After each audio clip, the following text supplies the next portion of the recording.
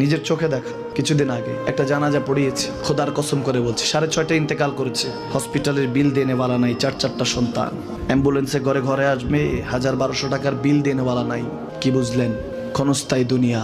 মুমিনের কম থাকলেও আমি বলি, কেউ যদি এসে বলে হুজুর একটু দোয়া করেন, খুব পেরেশানিতে আছি, আমি তার হাত চুমু খেয়ে বলি তোমাকে মোবারকবাদ, আল্লাহ তোমাকে ভালোবাসে। পেরেশানি তো মালিক দেয়, এই জন্য এটা রহমত মুমিনের জন্য। পেরেশানি দেয় যখন ফেরেশতারা বলে আল্লাহ চাইতেছে টাকা পয়সা চাইতেছে, বলে এটা কি?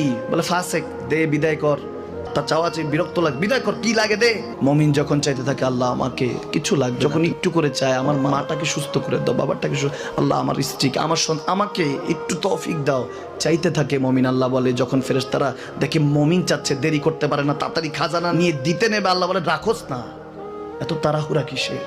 তার চাওয়ার মধ্যে তো প্রেম আছে, একটু চাইতে দেস না। থাকুক না মুমিন আর একটু পেরেশান, থাকুক না, থাকতে দেস না।